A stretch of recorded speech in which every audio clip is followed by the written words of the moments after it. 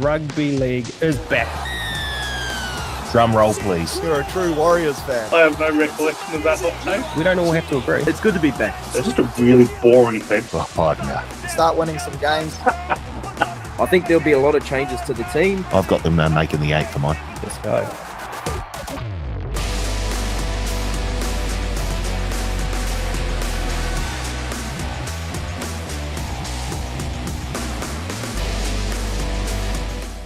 Hello, folks, and welcome back to the Advantage Line, TAB's Rugby League betting podcast. My name is Carl Tiley. In studio alone today, my good mate Paul Mawate. He's no good. We'll leave it at that. we will leave it at that. He is crook. He said he would log on. I said, no, please don't. We need you at your best. But I do have with me the great man, former NRL superstar, Blake Ayshford. Aysh, welcome back, mate. Oh, 2 weeks in a row. I guess, Carl, I impressed last week. Now Teddy's gone. Mawadi's out. I've been called up again. So thanks for having me back. I'll just try and stay consistent like the Warriors and keep those wins coming, eh? That's all we can ask for is consistency. And you mentioned Teddy, also not here. We've found a far better replacement for him and Mawadi combined. It is Phillipa Morris from Trackside. Pip, welcome into the Advantage Line. Yeah, I think that's all lies, Carl, but look, a pleasure to be here, that's for sure. Unlike the Warriors, of course, my team's been losing, but hopefully I can tip some winners anyway. That'll be better than what they're doing. We will get to that very soon. I'm very, very keen to talk Panthers with you, Pip. Very shortly. All right, we're going to rip straight into it, team. As we always do, we're going to look at some betting, personal betting. Blake, how'd you go on the weekend? Oh, not good, Carl. Not good. The singles didn't work for me either. So, look, back to the drawing board, but a couple of bad beats. Obviously, I had, I don't know if anyone saw the Steph Curry 3-point game. Yes, I was on Steph Curry to get 15 points. I was also on Duke, who managed to lose their college basketball game in the last minute after leading by 5. So, not looking too good, Carl. I'm hoping, like I said, the Warriors, the Tigers, they come back and get some wins this week for me and sort of just lift the spirits a bit. For context there, Pip, Blake was in a world of hurt, taking multi after multi. Last week he decided to just play a straight bat and take the singles. Clearly no good. Work. I don't know where to go. I might go back to the multis. What about you, Pip? Do you have any punts on the weekend over the NRL or anything else? Look, I stopped trains. I couldn't stop the Storm, though. I did have a play on them, so I did manage to get them up. I backed the Sharks, though, which is costly because I'd been on the Raiders for the 2 weeks prior. I thought Ricky's men had really started well, but then thought, the way they'd been playing, Kaya Week's probably not the best under the ball. So I went the Sharks and cost me, even with Hudson Young going to the bin. So there you go. I can still stop trains. Well, I'd like to thank you from the Advantage Line because I think all of us had the Raiders as our best bet last week. We did. So, yeah. I also had a shocker.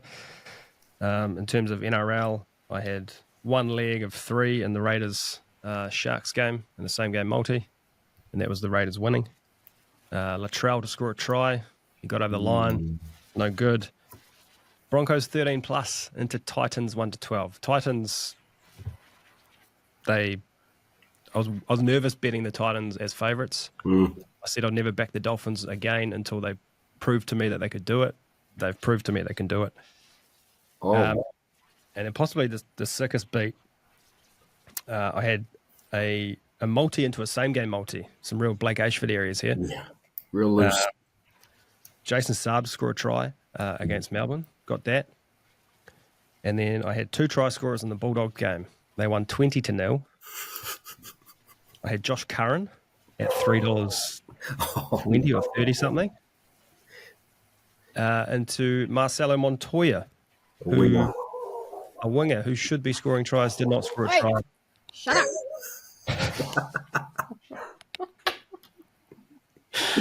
Ricky of the Bulldogs, wow. Sorry, guys. Up and about. Just the Bulldogs are on a bye and she's quite mouthy. Yeah, so no good for me either. But I do have I would love to get both of your opinion on this. A big win from the weekend that has come across my desk. An 8-leg multi, all head-to-head bets. This punter has picked the perfect round. $80 stake. Melbourne Storm, Bunnies, Dolphins, Dogs, Raiders, Eels, Broncos, Cowboys. The Cowboys were paying $4.25. Para was $2.40, Raiders $2.35, the Dolphins $2.65. This punter turned $80 into 21.6 thousand K. Mate, just even have the audacity to put $80 on that. Like, go against the Panthers with Cleary back. I mean, it is amazing. I got close, Carl, but obviously I didn't get the 8 from 8. 6 from 8, Roosters and Panthers. That's crazy. 21,000. I might retire from gambling after that. It doesn't seem that hard, Pip.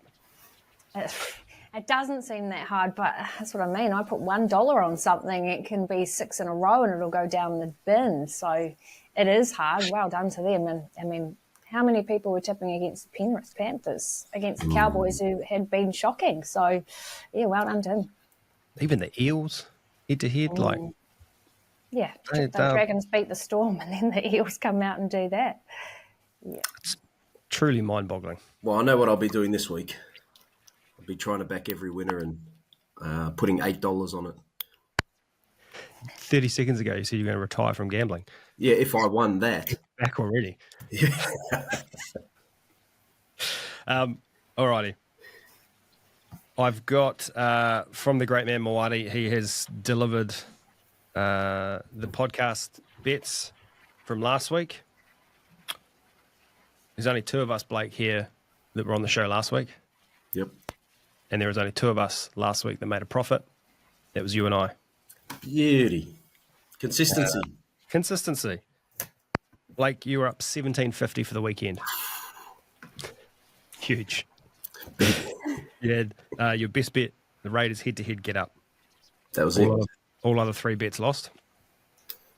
I was up 130 for the week.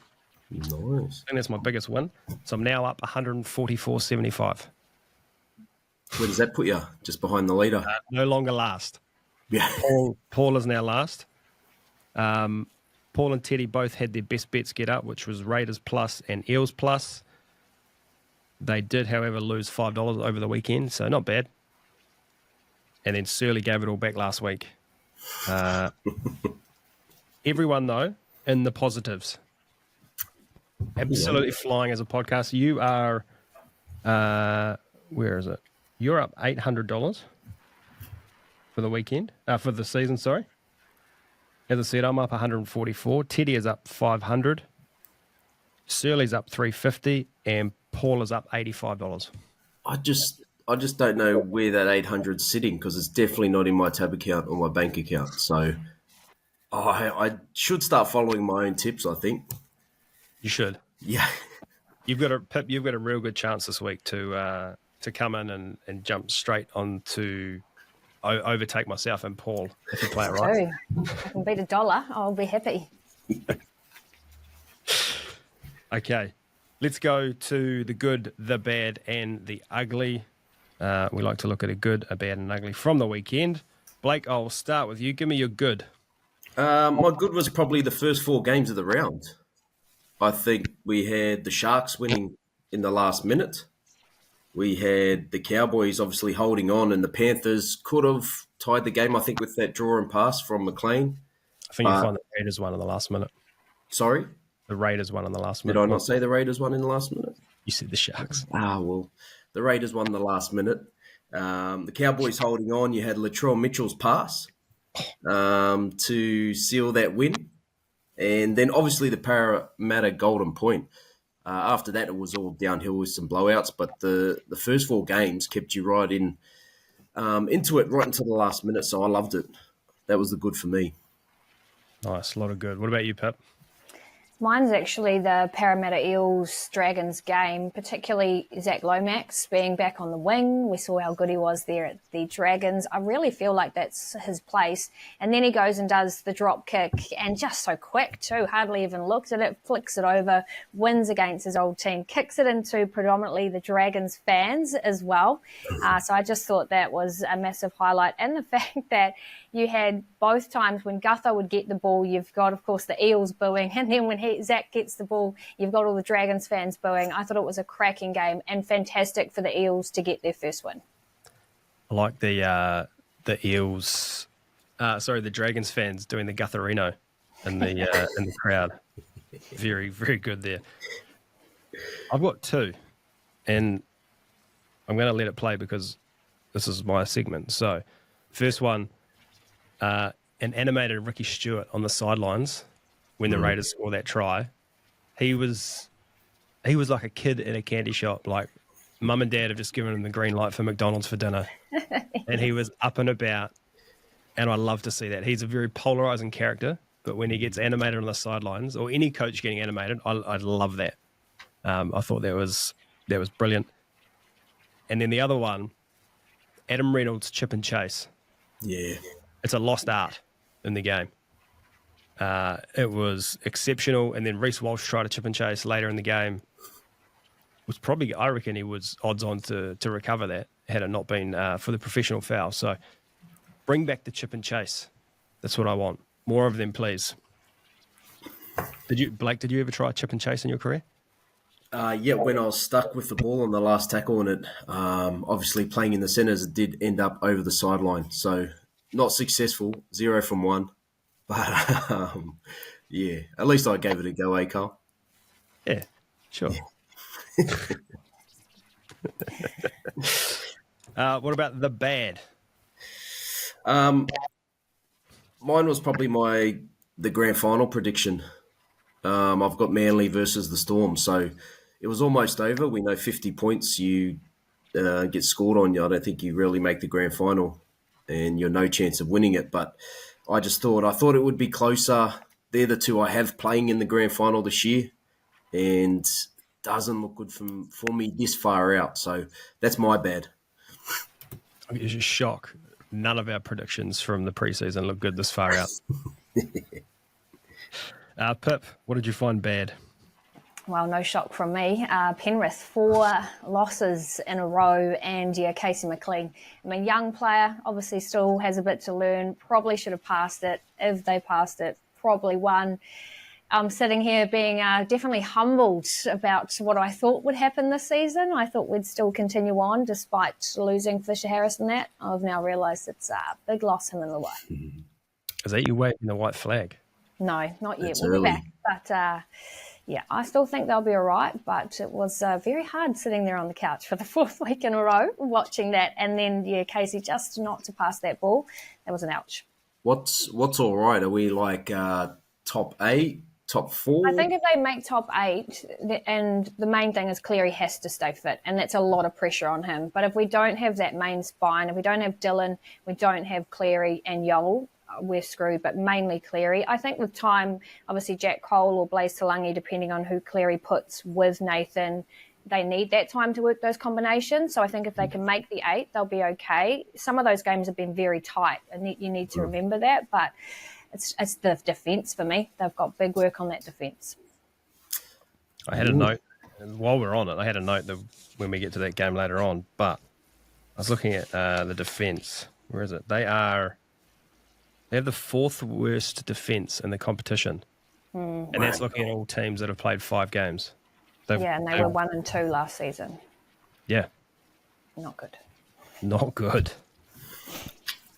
Love to see it, to be honest. But it's like any team that gets winning and gets going, there's a point where you want to bring them down. Yeah. We've had enough of you now. Having said that, when the Warriors go on their run, we'll never get sick of that. What was that? The crickets. What do you mean? You can't say that. You're a former Warrior player. Yeah. You're bad, Carl. Well, I You're can bad. say it. You're bad for the week. My bad. I think I mentioned it last week as my bad. I'm doubling down. The crackdown on the high shots. We had 8 sin bins over the weekend, 6 of them around the chops. But particularly like going back to check on getting the call, ref getting something in his ear saying, hey, stop the game. I think it was Tino in the Titans game got done a couple of tackles after the fact. And even the commentators were kind of like, oh, it didn't seem that bad at the time. I think it's got to be called in the moment, doesn't it? Yep. It does, and I don't think you can go back for a penalty. That's actually moving on. That's my ugly, is what you just spoke about. And I feel sorry for the referees in that sense. Like, they're the ones that cop it from the players. They're the ones that cop it from, the media or the fans walking off, get stuff thrown at them, or things like that happen because of the performance. But they're, people that aren't informed enough, I guess, don't understand that it's someone in their ear. And the shots, look, the players are to blame as well. I think laying down or looking at the referee, looking for a penalty, half of those high shots didn't even go up near the throat or the chin. And I was just like, it's amazing, some of them, but that's my ugly for the week. I don't know where to go from there, and I don't know how long it'll last, whether it's only a month, because I can't see this happening round 24 leading into the semis or at Origin level. I'll say, Pip, could you imagine in the grand final, tackle being played, and then you go back 5 minutes? Oh, shit, you're in the sin bin. See you later, pal.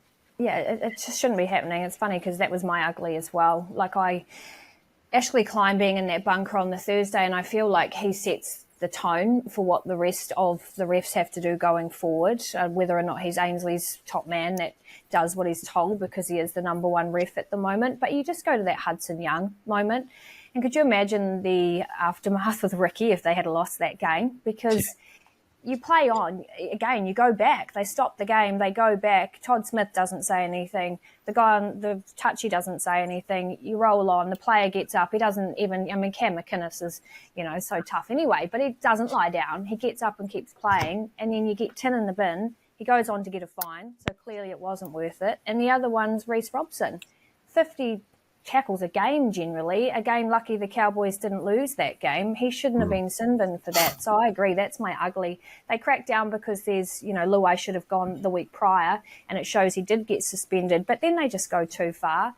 And I agree with the players lying down. Like, they're doing what they're told, but it is starting to get to a point where it's like, come on, you're just milking it and waiting for them to go up to the bunker. So, yeah, it's very frustrating. It is very frustrating. Cam McInnes, I reckon his face is probably numb at this point, and he can't feel it.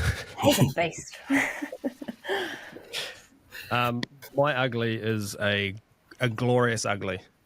Latrell Mitchell's line dropouts. Do you think they're intentional? My love for Latrell. I wouldn't put it past him. I think he could actually do that. Like, he is that talented. Like I said, he can be the best at anything he wants in the game. I reckon it's the way he spins the ball, just like your golf shot, Carl, backspin or forward top spin. You know how you like to play it. You know what you're doing when you got the golf club in hand. He knows exactly what he's doing when he's got the footy in his hand. So I think it's intentional. For any punter that's listening that doesn't know what we're talking about, he's had 2 line dropouts late in the game that have travelled a combined 7 metres, bounced short of the 10, and then crossed the line. One went out, and the second one was the Bunnies player. I can't remember who it was, but grabbed it on the line. It was incredible to watch. Alrighty. The grid. The grid. Pip, I know I sprung this on you late, so I'm going to give you a pass and out here. Thank Feel you. free I'll have a water to break. throw comments and abuse from afar. But how this works is that punters will be playing along at home, pause the pod, go find the grid for Tuesday, 8th of April, and come back and compare your scores. Across the top this week, Dally M Team of the Year has played in the Titans, was a Todd Carney teammate. Down the left, played for the Roosters, has scored 75 plus career tries, has played for the Sharks. I have a grid here for both Paul Moate and Nick Tedeschi. So, given we always go with Teddy first, I will keep that going. Across the top, Dally M Team of the Year, played for the Roosters. He is starting off the Wizard, Brad Fittler, 1.8. You thought you were a chance this week, eh? Oh, I'm a chance. Okay. Titans, Roosters, Chris Walker, 4.1. One of his favourites. Todd Carney, teammate, played for the Roosters. I can't even see this. I don't even know this guy. Nick. Tedeschi. He wishes. Kopasaris? Kopasis? Well, no idea. Kouparitsas.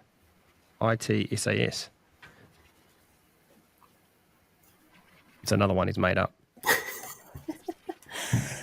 Right, who have you got, Blake? Across the top. So, Dally M Team of the Year, I've got Justin Hodges, 3.51. Second one is the Titans and the Roosters, Josh Lewis, halfback, Wizard, 0.59. And this next one is the first time I think I've ever got the top answer. And he's one of my best mates, only played one NRL game. So I don't expect anyone else to get him. But Todd Carney's teammate, Daniel Fapulii, 0.02, Wizard. Wow.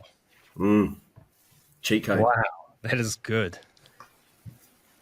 I'll go, and then we'll finish with Paul. Can confirm Paul does not have any red squares this week. Huge. That's a win for Paul. It is. Okay. Dally M Team of the Year, played for the Roosters. Todd Carney, Brain, 2.61. Titans player, Roosters player, Sam Verrills, 4.06. Todd Carney, teammate, Roosters, Justin Carney, Brain, 0.44. Yep. And then Paul has got RTS, 4.76. Brad Takairangi, 7.02. And Sean Kenny-Dow, 4.81. Oh, Moati. He's consistent. Okay. Middle row from Ted. This blows my mind. Dally M Team of the Year, 75 plus career tries. Colin Best, Brain, 1.35. Wow. In what year would Colin Best make the Dally M Team of the Year? David Titan, 75 plus career tries. David Mead, 8.65. And Todd Carney, teammate, Michael Roberts, 4.8. Who? Mate, he's 75 career tries. Cody Walker, Team of the Year. Yeah, saw him the other week actually. So 1.98. I also had David Mead, 8.65, and Todd Carney teammate Anthony the Cat Minicello, 9.57. Ooh. Bit of a blowout, yeah. Not as much of a blowout, and it's coming. I had 75 plus career tries, Dally M Team of the Year. Semi Radradra, Unicorn, 0.77. That's nice. It gets worse. Titans, 75 plus career tries, James Roberts, 9.54. And then I had Sean Kenny-Dow, 10.4. This will be interesting. Moati. Jared Hayne, 2.02. Jordan Rapana, 13.77. And Braithen Astor, 9 flat. Oh, Moati. All righty. Teddy's final row. Dally M Team of the Year, Shark, Preston Campbell, 3.28. Titan Shark, Luke Douglas, 10.80. Ooh. Todd Carney, teammate Shark, Nathan Gardner, Brain, 0.6. I had Dally M Team of the Year, Andrew Fafita, 4.98. Shark and Titan, Matt Rogers, 5.94. And I also had Nathan Gardner, 0.60 Brain. Nice. I had Ben Barber, 3.35, Matt Rogers 5.94, and Bo Ryan 1.50. Teddy put me down. And Paul, Preston Campbell 3.28, Daniel Mortimer 6.52, and the great man Blake Ayshford 2.46. I knew he'd get me in there. All right, totals. Teddy 36 on the nose. 35.8. Oi, well done. No. I had 38.6. It gives me another bronze because Paul had 53.6. Hey, I'll tell you what, they're getting closer. They're getting better. They're getting closer. I don't know about that. For us three. For us three, yes. Paul, no good.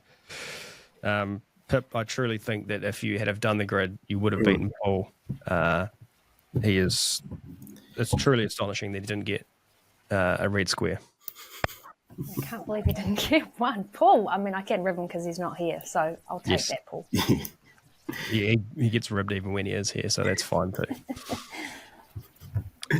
Okay, moving on, head-to-head. Last week, Teddy, myself, and Paul all 5 out of 8. Blake, you were 6 out of 8, so well done there. This week, so we'll go around the room. Just give me who is going to win the game. Dolphins, $2.90. Panthers, $1.42. Blake. Panthers. Pip. Panthers. I'm so torn here. Really? Yeah, I am. I'll go Panthers. We're not going that bad, Carl. Well, you are.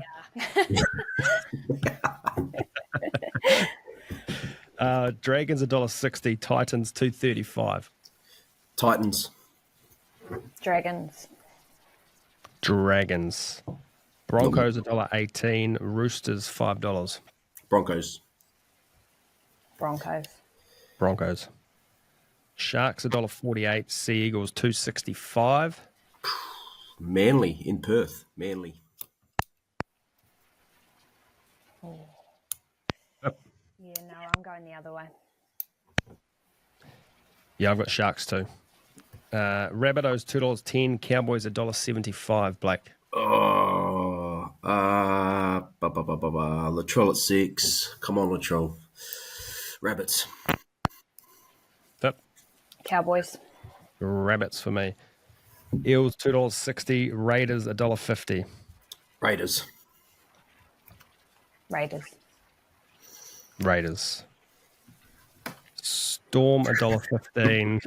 Warriors $5.60. I really want to say it, Carl. I really want to. They've been playing good, but I'm going the Storm. It's got to be the Storm, sorry.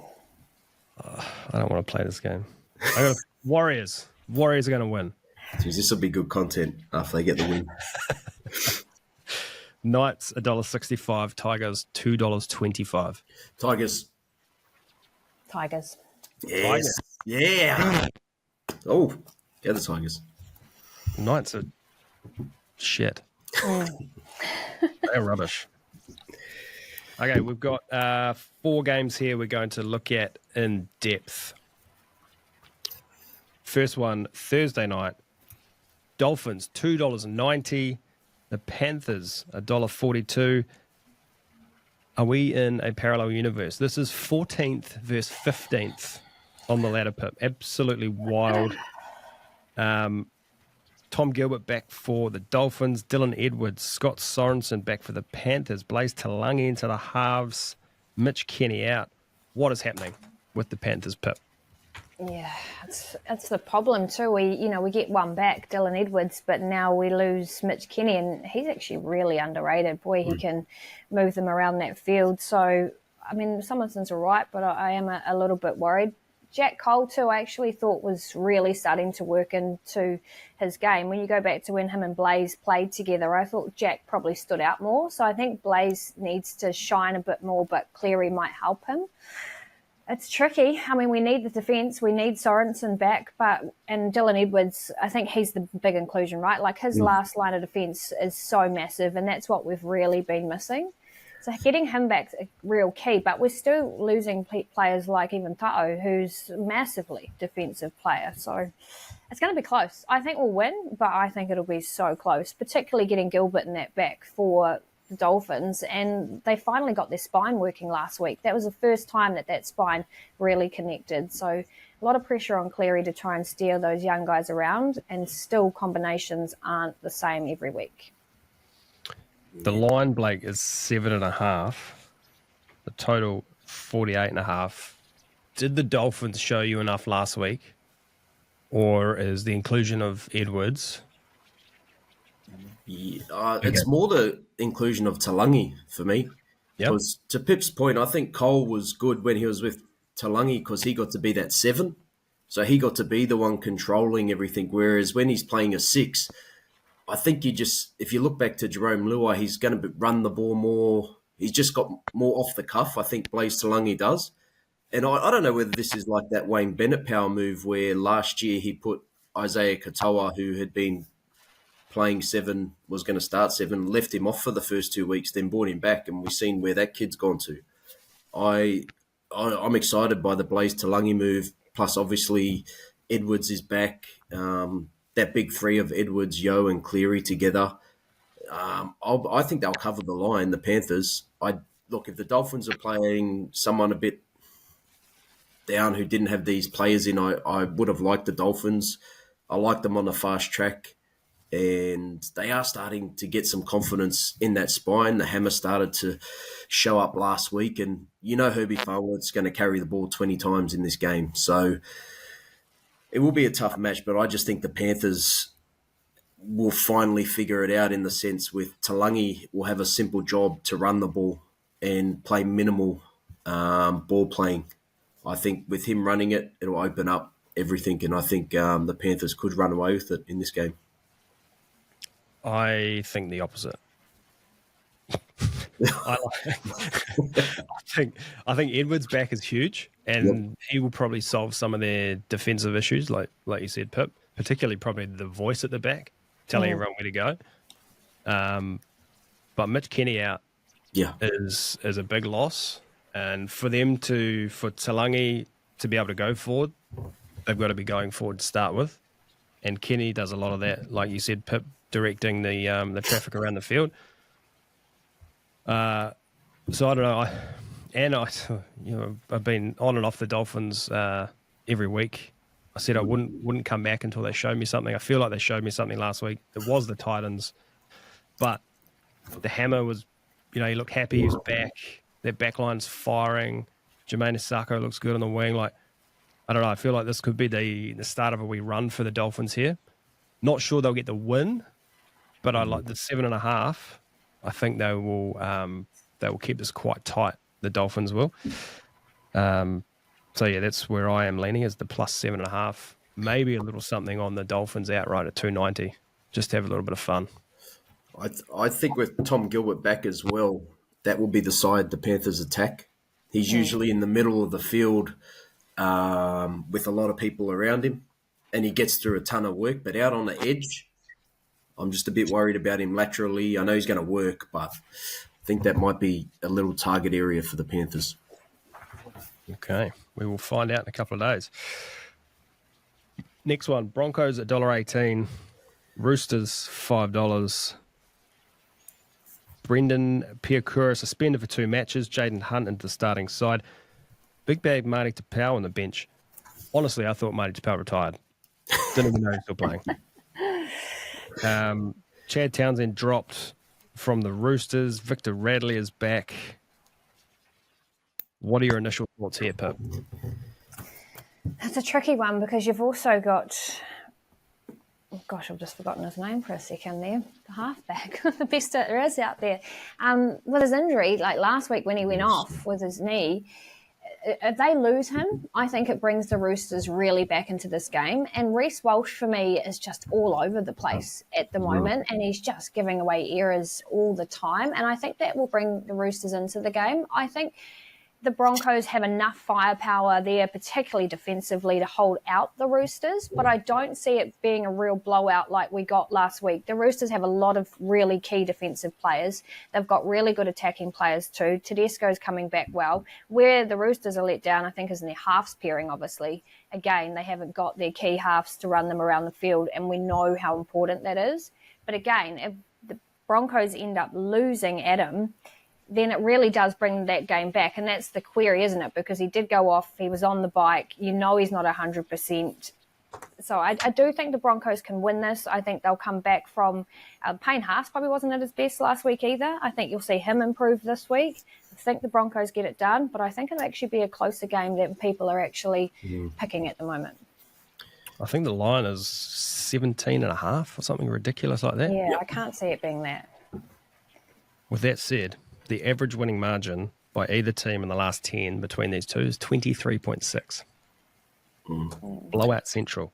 Blake, the Roosters have won 6 of the last 10, and the away team has won 6 of the last 10. Yeah, I mean, how much still lingers from round 1 when the Broncos put 50 on them? To Pip's point, yep, I agree. Reynolds, I don't think will play. I think it would be too much of a risk from the Broncos. You've got Madden on the extended bench, so I think he'll probably slot in there.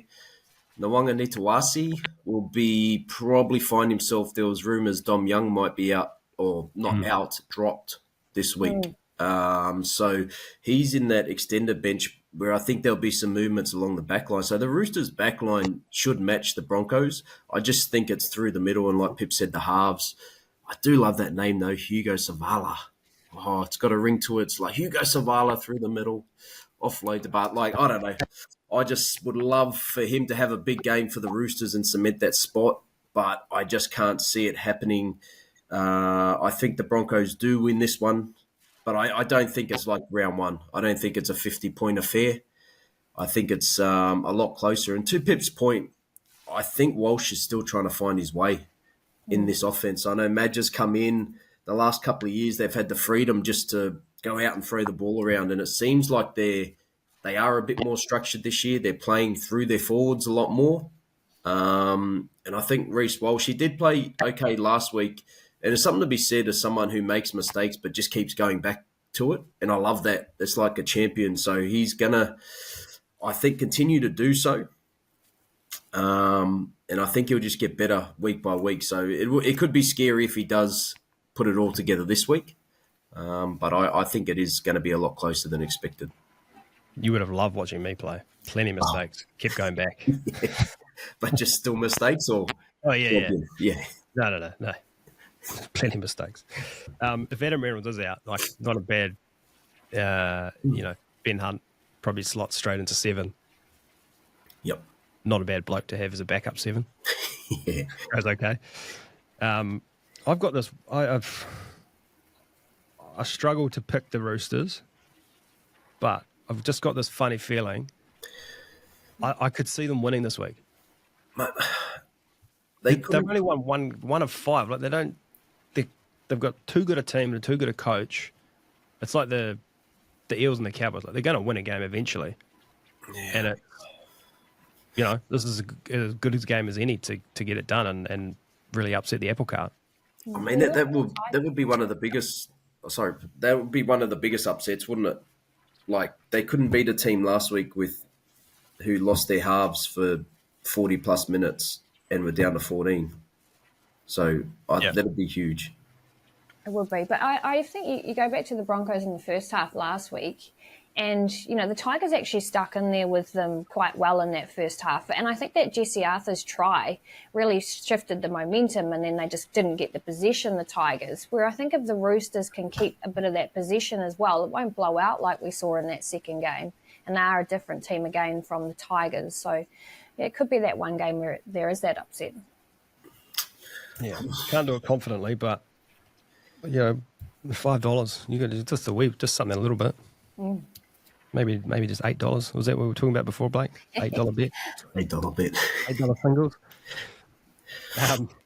All right, next one I want to have a look at. Sharks, $1.48. Seagulls, $2.65. Over in Perth, Optus Stadium, the line is 5.5. The total, 48.5. Pip, before I come to you, 6 of the 8 games played at Optus have gone over the total. The average total there is 51.5. How do you see this one going? Look, I am still going to go against the Seagulls. What I worry about in that, both halves, I think, are the issue a little bit. With Daly Cherry Evans, massive player, but I do wonder with all the background noise, what's going on at the club, if that's affecting him. And they don't have Tom, and you could really see that last week. His defence is just so massive for them, and I actually thought they'd push the Storm, particularly at home, right? They're so hard to beat at home, and the way they let that second half just get away from them really concerns me. I know the Sharks aren't at their absolute best either, sitting on 10th on the table, and I feel like Nico Hines needs to step up a lot more. I feel like Brandon Trindle's doing a lot more of the kicking game. So I feel like, again, it'll be a close game, but I just feel like they're missing too many players at the moment, the Seagulls, to have that real cohesiveness. I want to see Daly Cherry Evans kind of step back into that really key role. I know Talakai's moved back to the bench, but I just feel at the moment, the way that the Sharks are playing, it'll be a close game, but they'll just get it. Can't argue with that, Blake. Or can he? I can't argue with the facts. It's just more of a feeling. I've been on the other side of playing Manly over in Perth. I look at Manly's record in Perth. If you take away the 90s footy, like you stick to this team, you go back the last 10 years, I think they're undefeated in Perth. Lachlan Croker's back in, hell, I shouldn't say he's back. He's in the 21 jersey. That's a massive in. It allows Jazz, I think, to start the game and then come off and let Lachlan Croker play the rest of the 60 minutes and using Jazz as another forward. The thing with these two teams and why they're so hard to pick is because they're not bullies. Neither of them have bullied any teams. They're the teams that get bullied. They like to play footy. They like to throw the ball around. But when a pack puts it on them, like we saw with the Warriors, like we saw with the Bulldogs do to the Sharks, they sort of don't have any other options. So with me, I think, look, who's going to be the bully?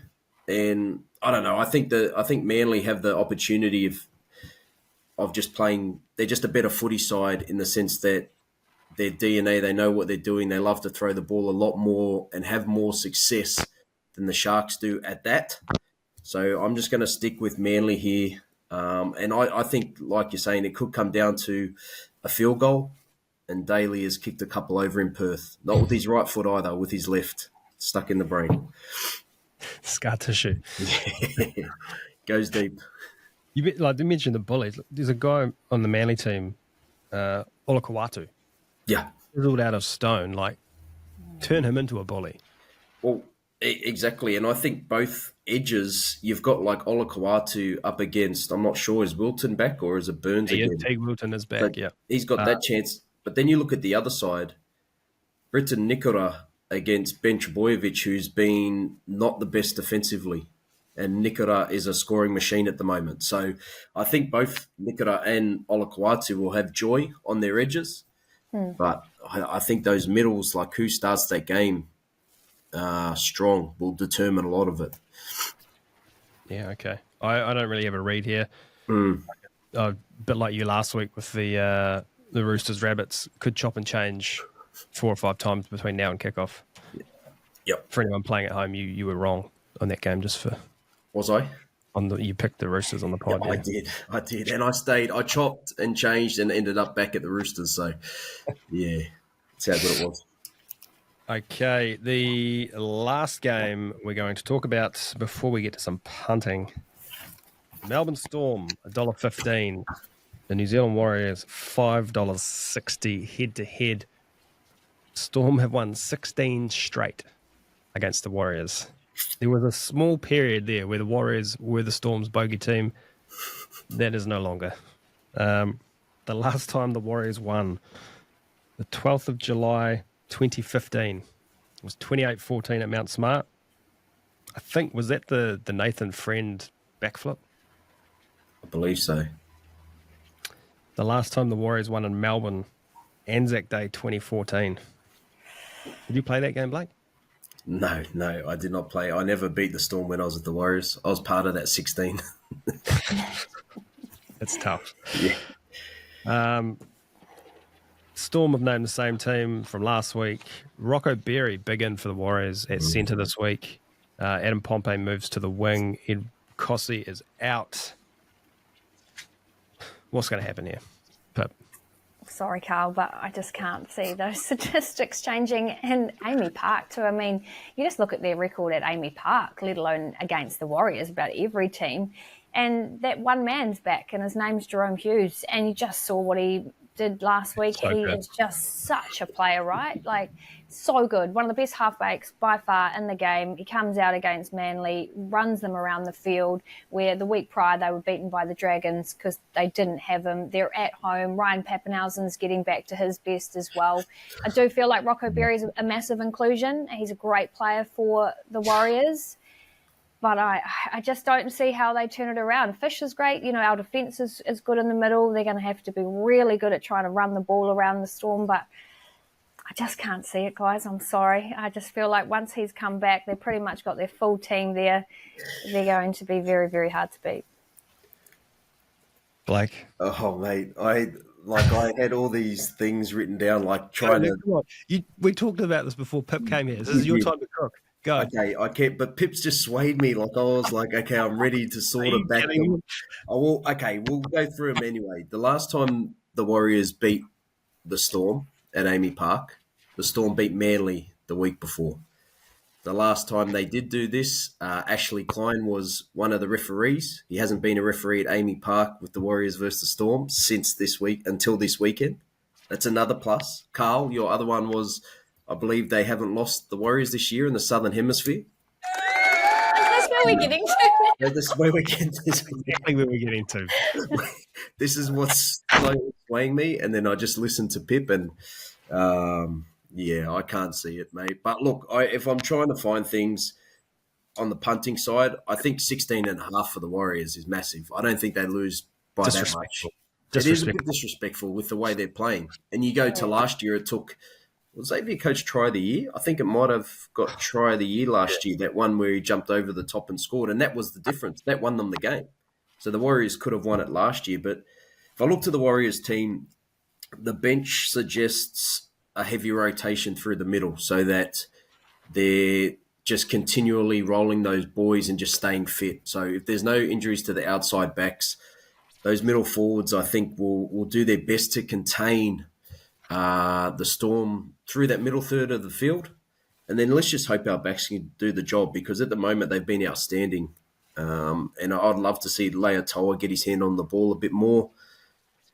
I don't know, Carl. I think plus 16.5 is where I'm sitting, and I'm sitting there hoping the Warriors get an upset. But, Pip was too good. Sorry, guys. Even Jack Howarth, I mean, boy, he's a player too, isn't he? And poor old Berry's got to come back up against him first thing. There are a lot of young backs like in this game. They're all in really good form. I am concerned about the Warriors' wings. Like, it traditionally has been one of our strongest assets over the years, and making meters, yardage, out of returning kicks and stuff. Adam Pompey's played plenty on the wing. He showcased what he can do. He's probably got one of the best side steps in the game. But he is very prone to making mistakes. Not great defensively. And then the other side, Tane Tuapiki hasn't really had a chance this year, to be honest. We know what he can do with ball in hand. He is a small body on defence, though. I don't know. That's the only concern for me out of the Warriors. You look, like you said, Pip, you look at Jerome Hughes, and there was one play last week in particular where Hughes, Munster, and Pappenhausen linked up. The top three, right? Like the big three of the past, and it was silky, it was smooth, it was good to watch. But the Warriors win. Maybe that's the problem, Carl. We've had the wingers where our best players, or so good. Now maybe probably is the problem. Yeah. Maybe trying to help you out. catch the ball and score a try. That's their job, right? You need Fisher Harrison, that I reckon, to aim at a player like Pappenhausen, because he's a small fullback and he's great off his feet and stuff. But if you can shut him down, you go back to that Penrith final, Cleary shut them down because he targeted players like that. They're attack players. I think that's what the Wars need to do. They need to use their big forwards and shut down their key players, and then they can bring themselves back into the game. You make a very good point there. And the kicking game of the halves for the Warriors hasn't been great.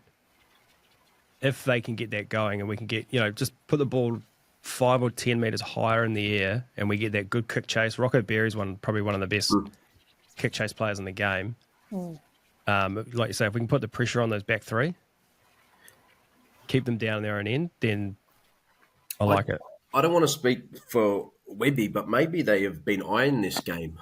If you look at how they've played leading into this, you look at the Manly game, you look at the Roosters game, particularly kicking high to a corner, not playing over-expansive, but taking teams to a dark place.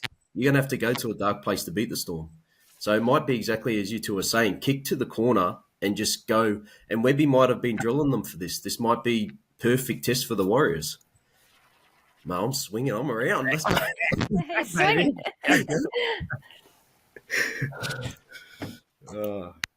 It's going to be a good game. I do the 16 and a half, disrespectful. I think it'll be tight. Doesn't like it. Warriors $5.60 and the Roosters $5. Here you go. Alrighty. Anything else on that game or any other games anyone wants to mention?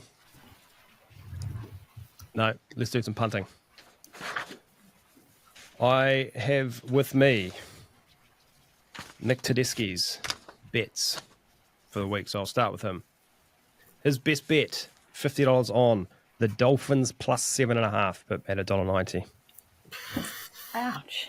Ugh, get out of here. His try scorer, a name you mentioned before, Blake, Britton Nakorda at $2.40. 50 on that. His same game multi. This is disgusting. Storm 13 plus, Anderson anytime, Pappenhausen anytime, paying $3.45. $3.45. I know. That's crook. And then his anything else bet, he's gone back to the well. Eels plus 5.5 into the Tigers plus 3.5 at $3.61. Well, Blake, what have you got?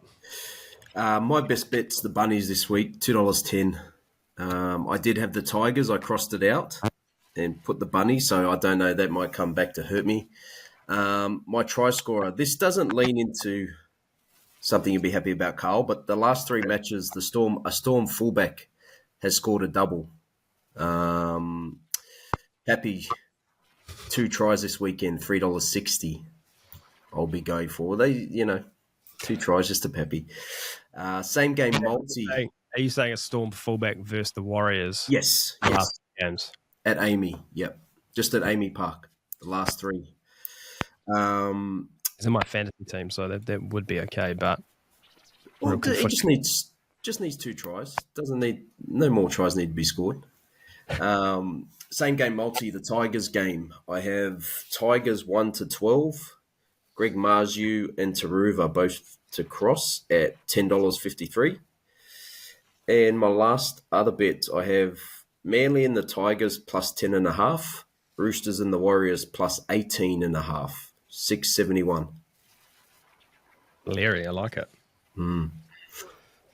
What have you got, Pip? Did you find the best bet? I did. I'm actually just playing a few teams to cover their points margins. Dragons to cover the 4.5 against the Titans. I'm actually taking the Cowboys to cover their 1.5 as well. I reckon they can win that. So I'll chuck in those 2 teams and then just the Sharks to win head-to-head. That's my little wee multi-best there. My try scorer is Shibasaki at 2.30. He's been really good lately for the Broncos, so I'll take him. My $25 same game multi is actually in the Broncos Roosters game. I'm going to put Sydney in to cover the 15.5. Shibasaki to get a try, and Tedesco, I think he might come across the line for a change. So that's $13.71. And then the other one, can't not play Penrith. So I am going to do them winning team in margin 1 to 12. Don't think they win by a big margin. Dylan Edwards to get across the line and Hamiso. That's a 13.51. Tell you what, if you clean sweep this, you will be straight to the top of the table. There's some real lair in there, and I love that. You can tell I'm a multiplayer, right? That's how I usually go. I shock nothing in from Paul Moate. He must be crook. You Nothing take in. the phone to the toilet, don't you?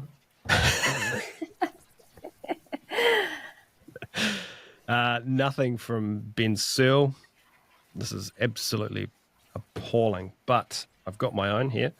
Blake, you're going to love this. Best bet of the week, Tigers head-to-head, $2.25. Love it. They are playing a Knights team who are down on players and just, I think they're crap. I know there's a guy in the office that listens to this podcast. He doesn't like me beating up on the Knights. Shout out to you, Craig. The Knights suck.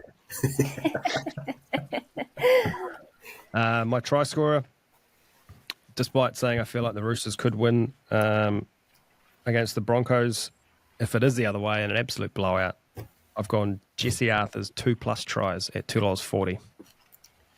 He scored 2 or more tries twice already this season in 5 games. He's been great for my fantasy. Good looking man too. Good looking rooster. Same game multi. Going to the Panthers game. Dolphins plus 7.5. Jermaine Asako anytime try scorer and the Hammer anytime try scorer paying $6.06. Look, we can still both get our same game multis up in that one. We can. That was a real kind of lean into the poor defence of the Panthers multi there. And then my anything else bet, I was very close to taking the bunnies as well, Blake. But this worked well for me last week. So I'm going to go in the doubles markets. Bunnies head-to-head into the under 49.5 at $3.60. Got a little stat here for the under.